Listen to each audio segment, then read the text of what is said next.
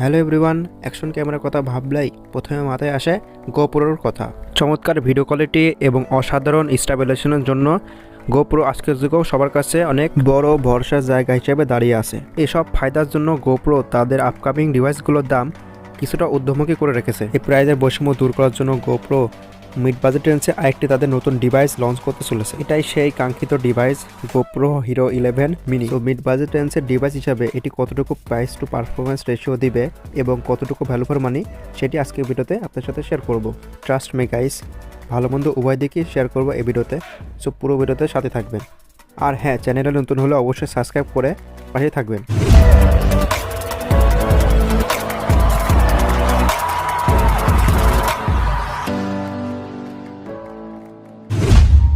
চলুন প্রথমে কথা বলি গোপ্রো হিরো 11 মিনি এর ডিজাইন নিয়ে। সো কম্প্যাক্ট সাইজের এই ডিভাইসটি প্রথম দেখাতেই সবার কাছে ভালো লাগবে।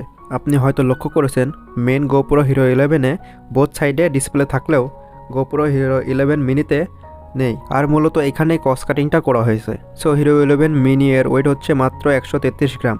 সো লাইট ওয়েট হয়, খুব সহজে এটি ক্যারি করতে পারবেন। মজার ব্যাপার হচ্ছে গোপ্রো হিরো 11 মিনিতে থাকছে ডুয়েল মনিটর সিঙ্কের সুবিধা। এর মানে হলো ক্যামেরার নিচের দিকেও থাকছে মাউন্টিংয়ের সুবিধা এবং সাইডেও থাকছে মাউন্টিংয়ের সুবিধা। আর এটি সম্ভব হয়েছে ডিসপ্লেতে না থাকার কারণে। গোপ্রো হিরো 11 মিনি অপারেট করার জন্য ক্যামেরা লেন্সের পাশে থাকছে পাওয়ার বাটন এবং ঠিক তার উপরে থাকছে শাটার বাটন। এবার চলুন কথা বলা যাক এই ক্যামেরার মেন আকর্ষণ এর ক্যামেরা নিয়ে।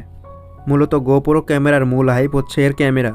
প্রিভিয়াস মডেল হিরো 10-এ ছিল 23 মেগাপিক্সেলের ক্যামেরা সেন্সর, যেখানে হিরো 11 মিনিতে 27 মেগাপিক্সেলের ক্যামেরা সেন্সর ব্যবহার করা হয়েছে। শুধু তাই না, হাইপার স্মুথ 4.0 স্টেবিলাইজেশন ছিল গোপ্রো হিরো 10-এ। আর গোপ্রো হিরো 11 মিনিতে রয়েছে হাইপার স্মুথ 4.0 স্টেবিলাইজেশন। সাথে বড় সেন্সর থাকায় অনেক বেশি লাইট ক্যাপচার করতে পারবে এবং চমৎকার ভিডিও আউটপুট দিতে পারবে প্রিভিয়াস মডেল থেকে। এর পাশাপাশি গোপ্রো হিরো 10-এর মতো ইজিলি ক্যামেরা লেন্স রিমুভ করা যাবে গোপ্রো হিরো 11 মিনিতেও। এই ফিচারটি কিন্তু গোপ্রো হিরো 8-এ ছিল না। সো এই গোপ্রো হিরো 11 মিনি দিয়ে 5.3K রেজলিউশনে up to 60 FPS video shoot করা যাবে। ভয়েস রেকর্ডিংয়ের ক্ষেত্রে সাউন্ড যথেষ্ট লাউড এবং ক্লিয়ার পাবেন। আর এইসব বিষয়গুলো গোপ্রো ইউজারদের জন্য যথেষ্ট বড় প্লাস পয়েন্ট হিসেবে কাজ করে। তাছাড়াও এই ক্যামেরা দিয়ে 33 মিটার পানির নিচে গিয়েও ভিডিও রেকর্ডিং করতে পারবেন। এরপরে চমৎকার যে বিষয়টি আসে সেটি হচ্ছে এর প্রসেসর। অ্যাকচুয়ালি হিরো 10-এ যে GP2 প্রসেসর ছিল, সেম একই প্রসেসর গোপ্রো হিরো 11 মিনিতে পাবেন। আর এটা গোপ্রোর নিজস্ব প্রসেসর।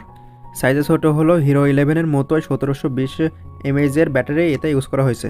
এর মানে এই ক্যামেরা দিয়ে একটানা 180 মিনিট ভিডিও রেকর্ডিং করতে পারবেন। ফাইনালি কথা বলা যাক গোপ্রো হিরো 11 মিনি এর প্রাইসিং নিয়ে। সো গোপ্রো হিরো 11 মিনি এর প্রাইস অফিসিয়ালি ধরা হয়েছে $300। আর এটি বাংলাদেশি টাকায় কনভার্ট করলে 31,000 টাকার আশেপাশে দাঁড়ায়। সো এই ক্যামেরাটি বাংলাদেশ মার্কেটে খুবই তাড়াতাড়ি রিলিজ করা হবে এবং তখন দেখা যাক এটির প্রাইস কেমন দাঁড়ায়। সো গোপ্রোর ক্ষেত্রে আমার কিছু অপছন্দীয় বিষয় আপনাদের সাথে শেয়ার করি। আর আমার মূলত গোপ্রোর এই প্রাইজিংটাই অনেক বেশি বাজে লাগে অন্যান্য ক্যামেরার সাথে কম্পেয়ার করলে, কেননা একই ফিচার অনেক কম দামে অন্যান্য কোম্পানি প্রোভাইড করছে।